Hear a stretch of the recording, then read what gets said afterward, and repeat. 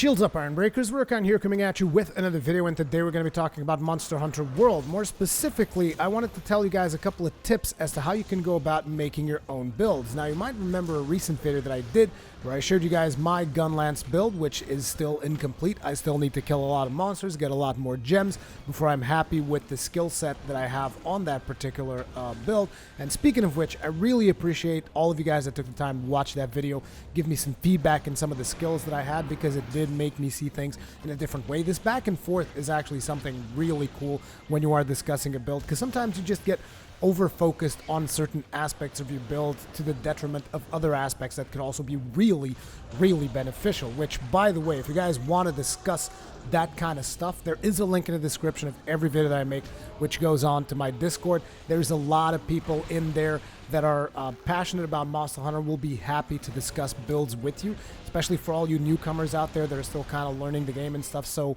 if you want to do that, you can check that out. But that's not the point of the video. This is for me to tell you guys how exactly that I get to that basic build that I had for the Gunlance. Because the game has so many different skills, so many different armor sets, that it's just, there's a whole lot of stuff for you to look at, and it can be overwhelming. And you're like, so did you just look at every individual piece of gear for the specific skills that you were looking for? No, hell no.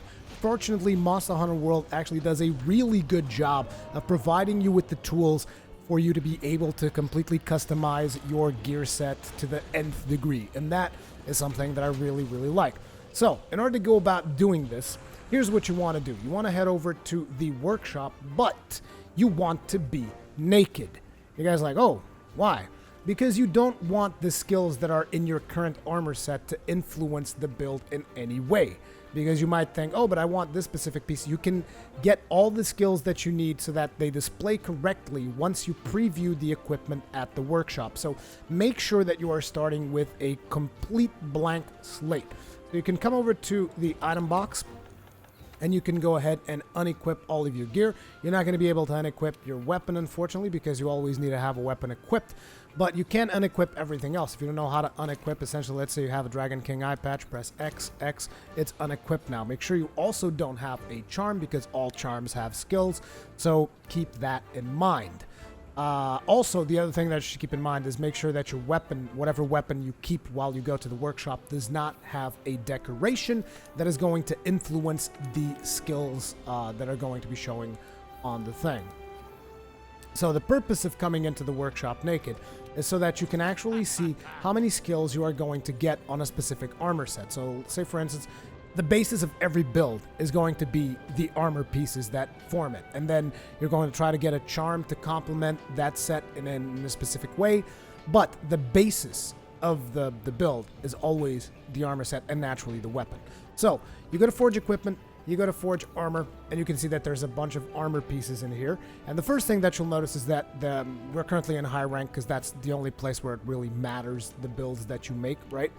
And the first thing you'll notice is you got your alpha set and your beta set. And you might be a little bit like, okay, so let's talk about that first. What is up with the alpha and the beta? Like, why are there two different sets? Well, there's a couple of different reasons. One of them is they actually have different looks for all you fashion hunters out there. So for instance, Hunter's Male Alpha has a little bit of a cloak in the back of it, whereas Hunter's Male Beta doesn't. So see, this gives you a little bit of a degree of customization for all the fashion hunters out there that want to look good and all that stuff. Hey, I'm not judging. I go to great lengths to try and make sure that my min-max sets actually look good when they're put together, even though they don't. They look terrible, but that's just the way things are. But so that's one of the things. The aesthetics of the sets themselves actually changes. And then the other thing is, naturally, you have the skills over there. You're going to have different skills for alpha and beta. Why is that? Because beta is going to provide you with a slot that you can put a gem in. So if you look at Hunter's Male Beta, you can see that there is a level 1 gem slot there where you can put a gem in, whereas Hunter's Alpha has nothing. Okay?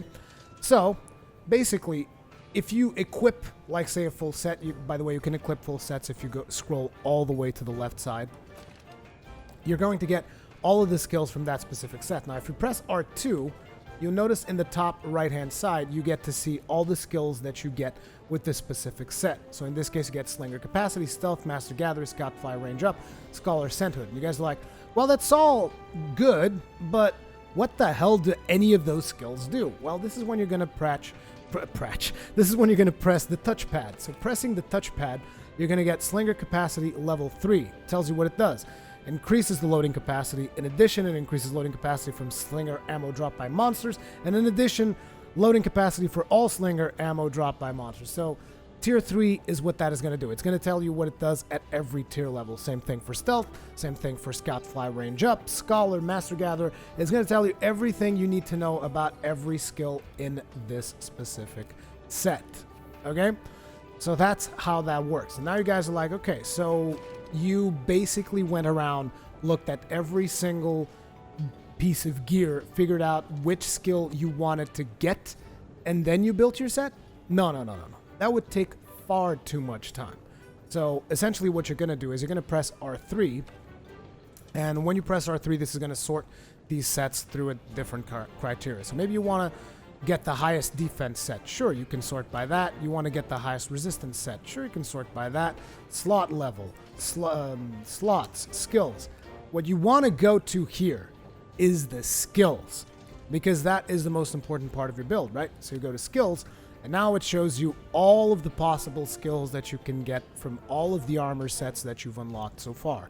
This is why this is clearly an end game type thing that you really want to get to when you get to the end of the game, so that you know all of the skills that are available to you. So as you can see, there are 8 pages of these skills. There's a lot of them: recovery up, recovery speed, water resistance, and you can see a description of every single skill right there, so that it tells you exactly what it does, and you can figure out, okay, I want a set for this specific purpose. Like, say you're building some kind of Kodachi set where you got a lot of thunder attack. You want to make sure you maximize it so that you deal tons of thunder damage. Well, sure, go for thunder attack pieces, you know? Now, it is important for me to mention that from this point onwards, I'm going to start filtering the high rank armor so that I can show you different skills that you can get from different monsters. And what that means is it is going to show you the names of all of the monsters in the game whenever I start sorting through this. So if you do not want to get spoiled, you know, maybe you don't want to know what the name of the last 3 creatures are or something, or the last 4 creatures in the game. If that's something that you don't want to know, then now's the time for you to step away, because this video is also more intended for like end game type stuff. So just letting you know ahead of time, the names are going to show up in case you didn't want to know them. But anyway, so let's get to it. Say for instance you want to do a thunder attack set. Well, you select this particular thunder skill, you click that, boom, it's going to show you what kind of gear gives you thunder attack. So we got Ingot Alpha here, which is going to give you thunder attack ×2. And in case you guys like see a skill, say for instance you're just browsing and you see a specific skill and you're like, what the hell does that skill do? Like this right here, Kodachi Male, Jump Master. What the hell is Jump Master? You can hit the touchpad at any point in time and it will tell you exactly what that skill does, as well as any other skill that item might have. So there you go. Prevents your attacks from knocking you back during a jump. Well, like I said, you're making like a thunder set. So you're like, dude, I want to max out my thunder damage. Okay, so here you go. Thunder attack ×2 on the helmet. And then you go Ingot Vambraces Alpha. They have health boost and thunder attack. So sure, let's get that. Actually, the Kieran Long Arms are a little bit better. So let's actually get the Kieran Long Arms instead. And maybe you don't want Marathon Runner because you're like, but I was just looking for the thunder attack. I don't really want that Marathon Runner skill. Okay, that's fine. Just get the beta set. Because remember, the alpha set is going to have additional skills, whereas the beta set is going to have additional slots that you can then pick the skills that you put in there. So now we have thunder attack on both gloves and head. Now what else can we get? We can also get the chest piece. We got thunder attack on alpha. But here's the thing. Whenever you have a secondary skill on an alpha jacket, you're not going to have it on a beta jacket. Like, you notice how the alpha has that thunder attack? Beta doesn't have that. So you got to keep that in mind. Sometimes you want alpha pieces when you're min-maxing. Other times you want beta pieces. But anyway, say we want, this is the only chest that has thunder attack, so boom, sure. Thunder attack, and then we already have the Kieran Long Arms in beta.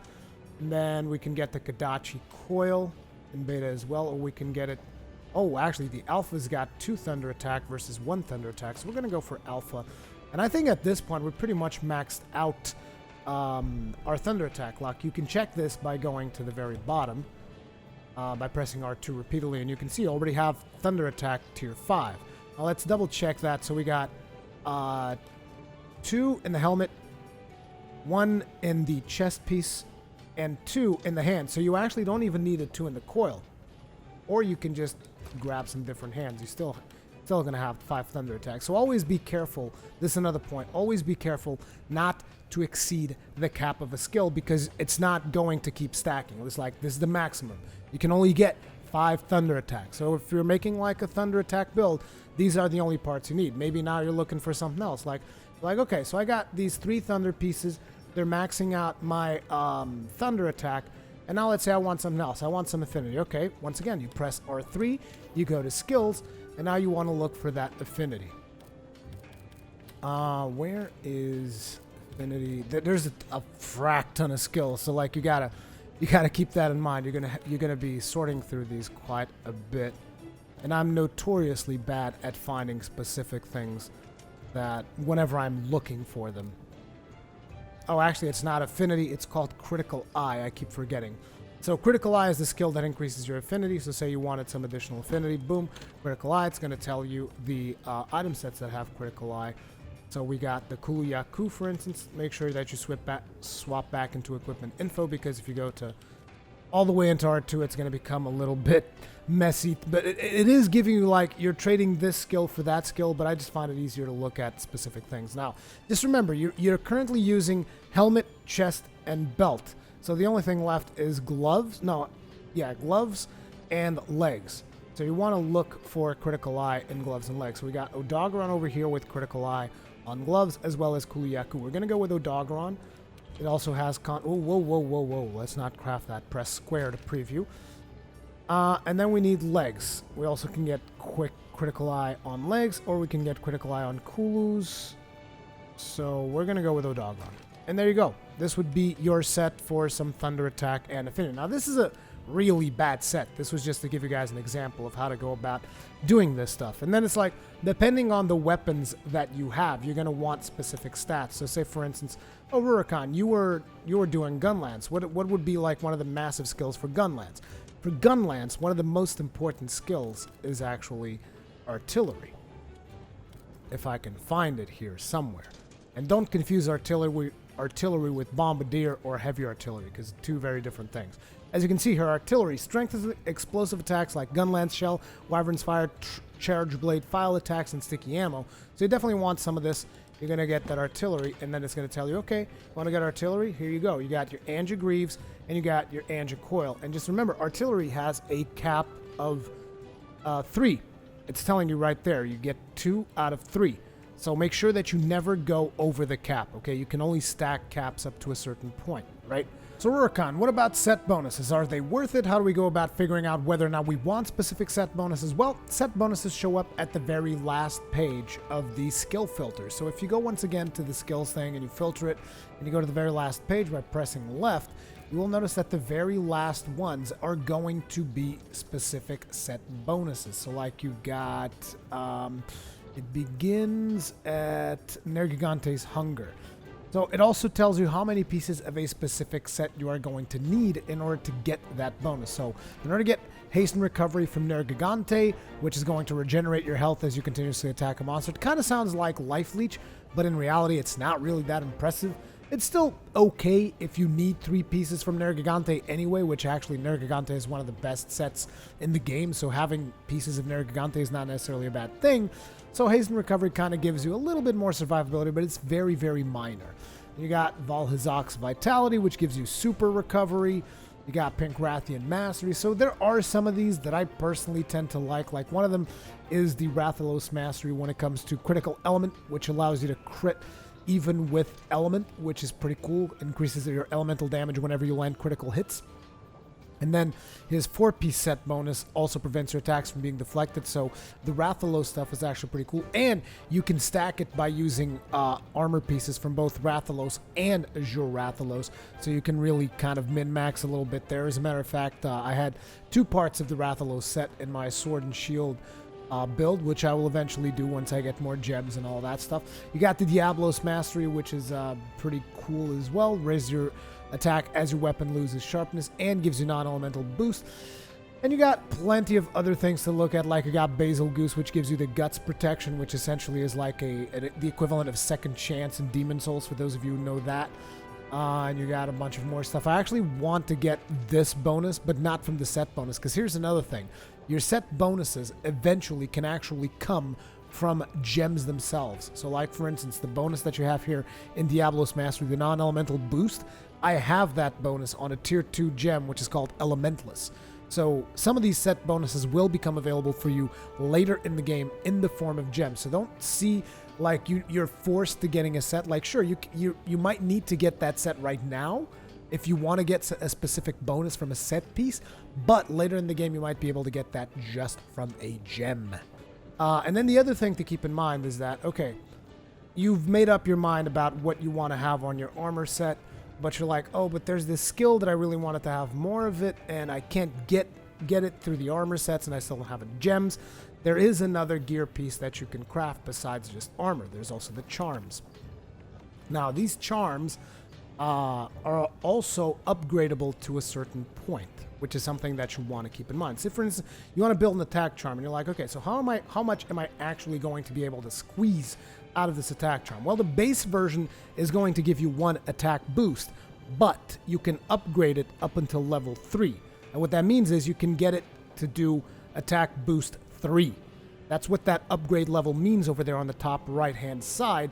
You can actually see that, okay, this is upgrade level 1, but I can further upgrade this into level 3. You'll have to kill some monsters, get some specific materials in order to upgrade it. And there's a bunch of charms in here that you can do. Like, you got a Venom Charm, which strengthens poison attacks, a Mobilize Charm for paralyzed attacks. There's like a charm, I'm not sure if there's one for every skill, but there's a lot of charms in there for you to keep in mind. Now, me personally, what I do right now in my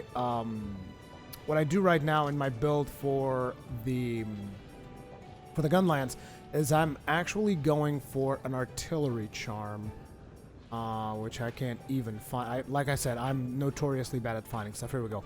The artillery charm, because I can upgrade it all the way to level 3, which also happens to be the maximum tier for artillery, so I can just get all the benefits of artillery in 1 charm, and I no longer have to worry about artillery in any other armor piece. So that's something that you can also look at. So say you want to get something special, like maybe you want to get Slugger, which conveniently Slugger is actually called KO Charm 1. But anyway, you can get Slugger, and you can actually get full tier of Slugger by just going with the charm, because as you can see, you can upgrade it 3 times. Maximum for the Slugger skill is 3. So if you have a hammer, having a Slugger KO charm is going to be something really cool, and then you don't have to worry about getting Slugger from armor pieces. So there's a balance to be struck there. Like, do I want something on a charm? Because maybe you see a specific armor piece and you're like, oh, this armor piece has the skill I want, but it looks bad, or the stats aren't that great. Maybe it doesn't have as much defense as you would like, or it's a really low tier item. You know, and you're just like, dude, this freaking sucks because I don't want to use this particular armor piece. Maybe you want to try getting that specific skill out of a charm. Also remember that after you do your charms and after you do your armor, you still have decorations that can influence the amount of skills that you can put on a given set. And then at that point, because of the fact that you have limited decorations, and you should have limited decorations, because like maybe you're thinking, oh, I want a flight jewel for this set and then another flight jewel for another set, just as an example, but I only have 1 flight jewel. You don't need to worry about that. What you need to do is you need to actually register the sets that you have on you. So for instance, I have a bunch of different sets. You can access this at any point in time by going to change equipment, and you press the start button, and this gives you loadouts. Now, my base loadout is this one right now, which is my current, this is my current Gunlance build, which it has changed a little bit. I'm not going to be talking too much about it because it's still not ready. But basically, this loads me up with everything that I need. So that includes decorations. So if you look, currently, these are my decorations for the specific set that I got going here. Now, I recently registered a different set. Now, notice I only have one KO jewel, right? I only have one KO jewel, and it is currently in this set. But I have a secondary set that is not using the same equipment, and I also have a KO jewel on that set. So if you go on equipment, you press, wait, this is for set decoration. Change equipment, press start, go to loadout 3, use this loadout. So this was an experiment that I was running. I didn't like it all that much. But if you now go to set decorations, you will notice that my KO jewel is in a different spot. So basically, you save your sets, they're going to move your jewels over in between different sets. So even if you only have one jewel and you're like, oh, what a hassle, have to move this jewel now that I'm doing this different thing, just save different sets for whatever purpose it is that you are trying to, you know, build a specific set to. Make sure that you save your loadouts. Once again, you press start and you go to a loadout that you want to save and you save it. So say for instance, I would change something here like say, okay, now this set is for switch axes. Boom, there you go. Maybe I even want a different gem because, say I want the elementalist gem because I don't have a free element on this particular weapon. I can just go over here. Where's my elementalist gem? It's actually somewhere. Oh, it's actually already there. Okay, let's say I would want the brace jewel. There, boom. And then you go to change equipment, press start, select the loadout, press triangle, saves this loadout, and there. Now I have this loadout all ready to go, or I want to maybe swap back to another one. Boom, sure, load that up.